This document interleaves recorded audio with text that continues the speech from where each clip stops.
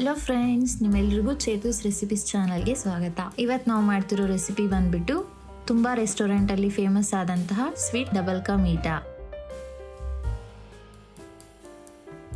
ಈ ರೆಸಿಪಿ ಮಾಡೋದು ತುಂಬ ಈಸಿ, ತುಂಬ ಕಡಿಮೆ ಇಂಗ್ರೀಡಿಯೆಂಟ್ಸ್ ಅಲ್ಲಿ ಮಾಡುವಂಥ ರೆಸಿಪಿ.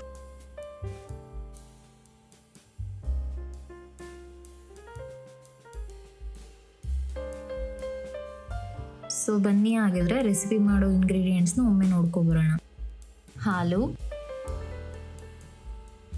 ಸಕ್ಕರೆ, ತುಪ್ಪ, ಒಣ ದ್ರಾಕ್ಷಿ, ಗೋಡಂಬಿ, khoa, red food colour, milk bread. ಮೊದಲಿಗೆ ನಾವು ತಗೊಂಡಿರುವ ಮಿಲ್ಕ್ ಬ್ರೆಡ್ನ ಎಡ್ಜಸ್ ಈ ಥರ ಕಟ್ ಮಾಡ್ಕೋಬೇಕು.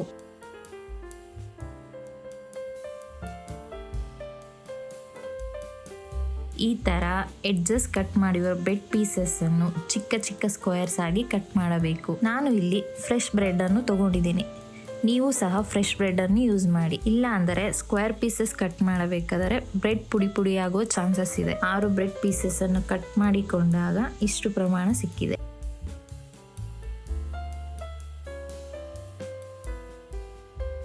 ಒಂದು ಪ್ಯಾನ್ನಲ್ಲಿ ಆಯಿಲ್ ಹಾಕಿ ಕಟ್ ಮಾಡಿರುವ ಬ್ರೆಡ್ ಪೀಸಸ್ ಅನ್ನು ಡೀಪ್ ಫ್ರೈ ಮಾಡಬೇಕು.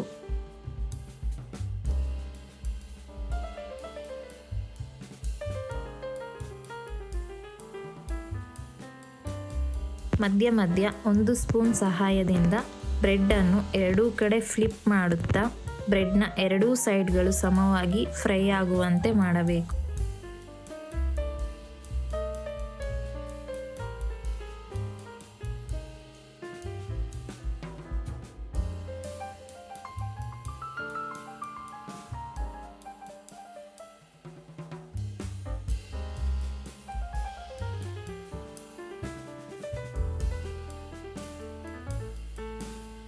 ನೆಕ್ಸ್ಟ್ ಒಂದು ಪ್ಯಾನ್ನಲ್ಲಿ ಹಾಲನ್ನು ಹಾಕಿ ಮೀಡಿಯಂ ಫ್ಲೇಮ್ನಲ್ಲಿ ಬಿಸಿ ಮಾಡಿಕೊಳ್ಳೋಣ.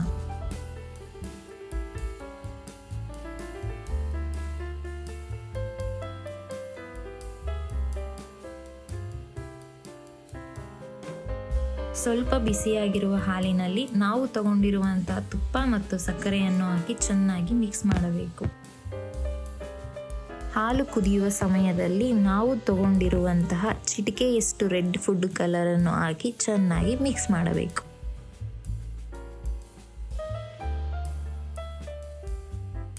ಮೀಡಿಯಂ ಫ್ಲೇಮ್ನಲ್ಲಿ ಹಾಲಿನ ಪ್ರಮಾಣ 30% ಕಡಿಮೆ ಆಗುವ ತನಕ ಕುದಿಸಿ. ನಂತರ ಗ್ಯಾಸ್ ಅನ್ನು ಲೋ ಫ್ಲೇಮ್ನಲ್ಲಿ ಇಟ್ಟು ನಾವು ಫ್ರೈ ಮಾಡಿರುವಂಥ ಬ್ರೆಡ್ ಪೀಸಸ್ ಅನ್ನು ನಿಧಾನವಾಗಿ ಒಂದೊಂದಾಗಿ ಹಾಲಿನ ಮಿಶ್ರಣದಲ್ಲಿ ಹಾಕಬೇಕು. ಬ್ರೆಡ್ ಪೀಸಸ್ ಅನ್ನು ಹಾಕಿದ 20ರಿಂದ 30 ಸೆಕೆಂಡ್ ನಂತರ ಸ್ಪೂನ್ ಸಹಾಯದಿಂದ ನಿಧಾನವಾಗಿ ಫ್ಲಿಪ್ ಮಾಡಬೇಕು. ಯಾವುದೇ ಕಾರಣಕ್ಕೂ ಬ್ರೆಡ್ ಪೀಸಸ್ ಮುರಿಯದಂತೆ ಜಾಗ್ರತೆ ವಹಿಸಿ. 3 ನಿಮಿಷ ಲೋ ಫ್ಲೇಮ್ನಲ್ಲಿ ಬಿಟ್ಟು ನಂತರ ಕೋವಾ ಪುಡಿ ಪುಡಿ ಮಾಡಿ ಹಾಕಿ.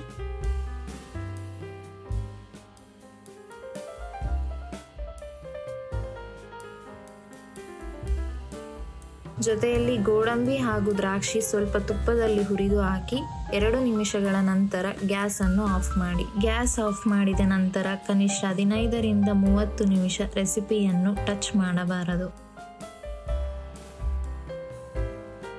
ಈಗ ರೆಸಿಪಿ ಸವಿಯಲು ಸಿದ್ಧ.